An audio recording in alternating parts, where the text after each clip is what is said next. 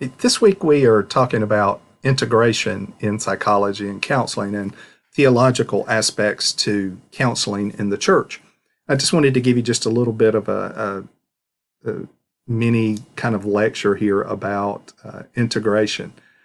One of the things we deal with in the Christian faith is how do we counsel people effectively in the church as counselors or as ministerial staff members who may engage in counseling as part of their role in the church. But also, how do we make sure that what we do in counseling is theologically sound? And there's a lot of debate about how to do that. One of the books that is in print that we use a lot at B.H. Carroll is called Five Views of Integrating Psychology and Theology, or Theology and Psychology.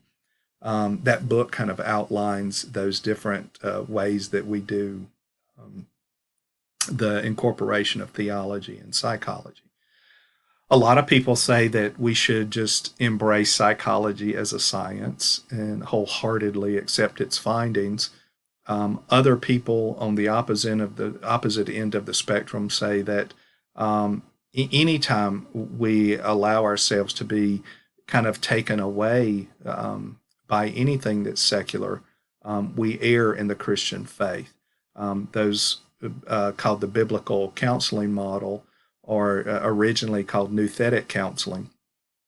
And I think there's merit for nouthetic counseling, but at Carroll, we talk most of the time about the integrative process where we are taking some things for psychology or knowledge and information that we gain from psychology and utilizing it in the church as part of our counseling and engagement with other people. But when we do that, we have to make sure that we're doing it well.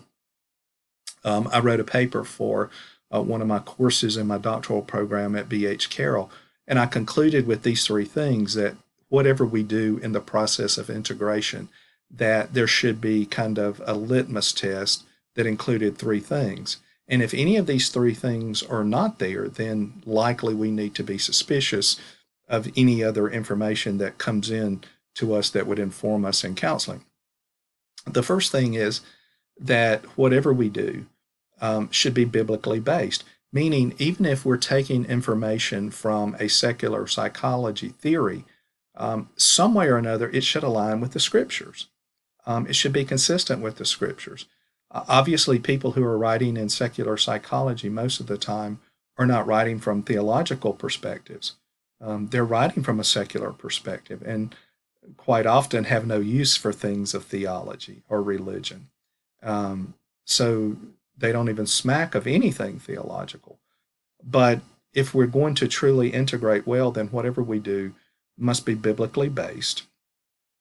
It must be theologically true. And that's what we're talking about in this lesson. We must make sure that whatever conclusion psychology is drawing, that they at least must be consistent with what we believe theologically. Because there's a lot of things in psychology about people. I mean, for one, we believe that all people are created in the image of God. A lot of secular psychology, particularly in humanism and existentialism, they just believe you make yourself who you are and how you want to be. There is no God, according to most of those people.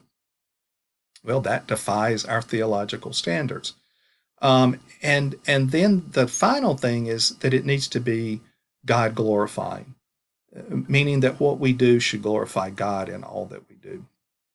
And so I think when you can integrate in some way that allows you to test those things that way, that they are biblically based, they're theologically true, and they're God glorifying, then I think you have a mixture that hopefully you could utilize well.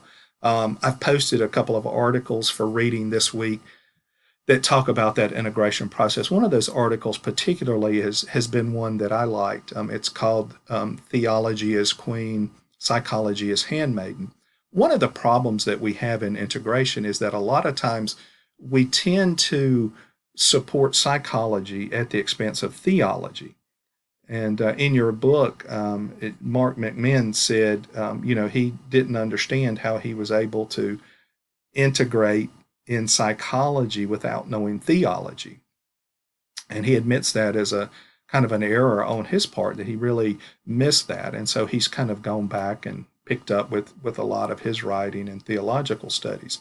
And that's really what we have to do, is make sure that we're staying theologically true, that we're honing our skills in theology just as much as we are in psychology.